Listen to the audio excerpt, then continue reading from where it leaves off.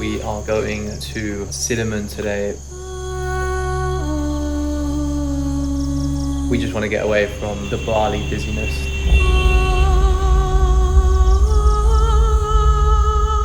So we want to escape. I thought that Sideman was... I think Sideman is an incredible place. A lot of people say it's like Ubud 30, 40 years ago. I would definitely agree with that, or can imagine what Ubud would be like before all the tourism, gentrification. It's just very peaceful. We're in the jungle right now, and there are so many different noises going on. Balinese music playing, and then we've got some ritual in the background. Maybe some dogs. And some dogs barking. And then we got you, nag, nag, staying at this beautiful wooden house in Sideman, which is just east of Ubud. Absolutely incredible. And it's called the Rampage House. It's called the Rampage House because it's named after an arcade game called the Rampage video. Yeah, I think it was just called Rampage. Are you okay? Got loads of bites on me. Yeah, it actually looks quite bad. Really itchy. The locals are very happy to see you. They treat you with a lot of respect. They're very kind.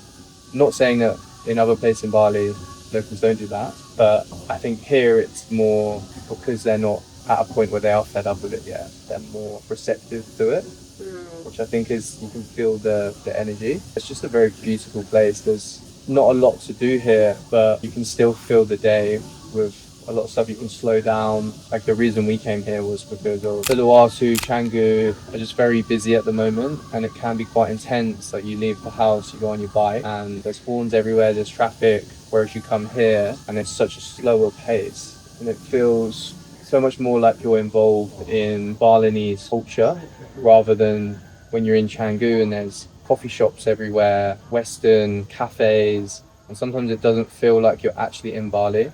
Whereas here it definitely feels like you're in Bali. We've just settled in. We are now going to go out for food in Sideman. It's like a 20-minute drive from where we are in the jungle. So I'm going to go there now, get some nice food, and then come back to here, which is actually going to be quite hard in the dark, so it should be interesting. And here she is. Wow, look at you. Where are you going? Just do my buttons. It's quite hard. Where are we going? I actually don't know where we're going. It's a surprise. It's a surprise. I like surprises. Now we're going to go out. We're going to try catch the sunset because the sun is slowly setting on us. Where is it?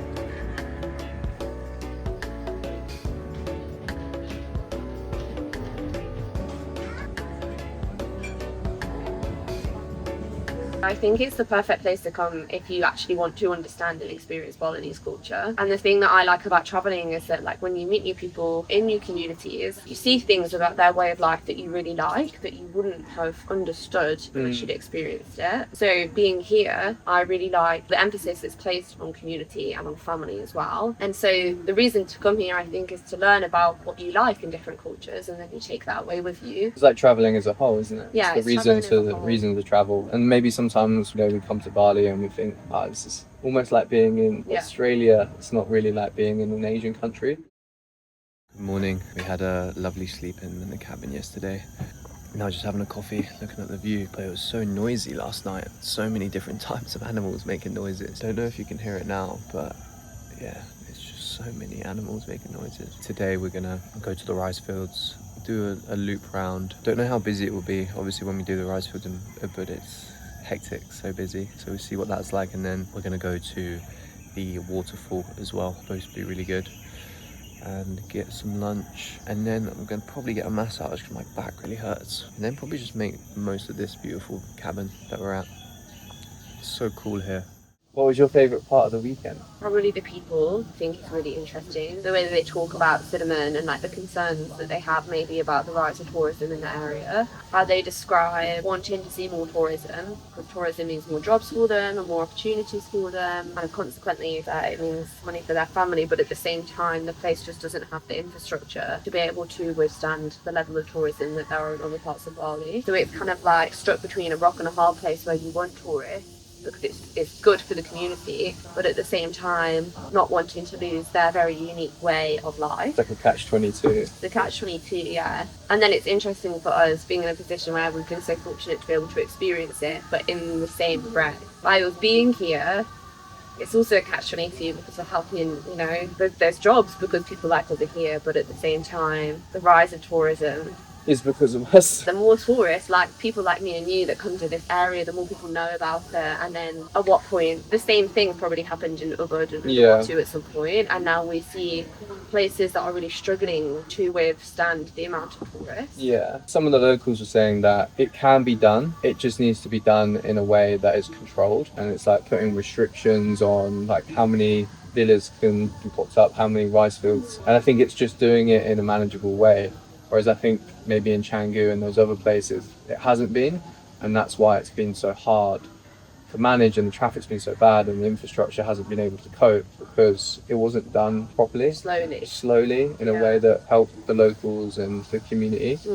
I think people want to see it and people want the business and they want to meet new people, but they also want to keep the community and all these beautiful rice fields, which makes sense. Hey guys, we are at the Sideman rice fields where you can walk around in a 3-kilometer loop and watch the farmers working. It's very beautiful out. There's all mountains around. So quiet as well. There's no one here at all, really. Yeah, it's just the two of us, which is exactly how Jake likes it.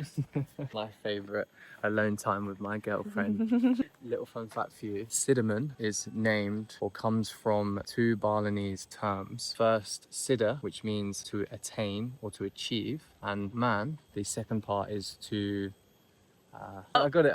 Sida, man is to Greatness. is greatness. Greatness. Yeah, man is greatness. You knew it as well. You go, Sideman to achieve greatness. To achieve greatness.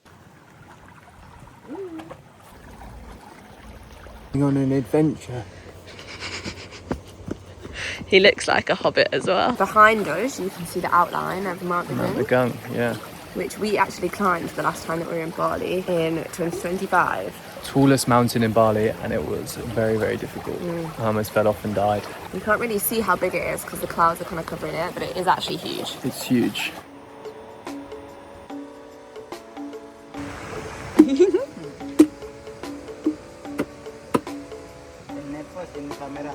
Shout out to Coconut Man. Yeah, you're in Sideman. You have to go to Warung Made. Shout out to Made. Shout out to Made. Best coconuts in the world.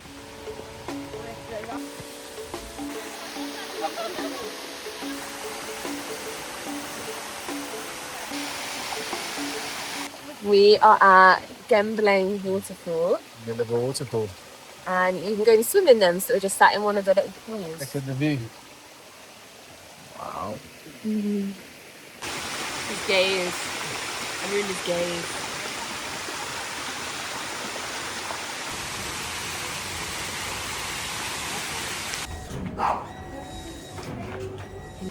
What are we getting? Massage. Yep. Balinese traditional.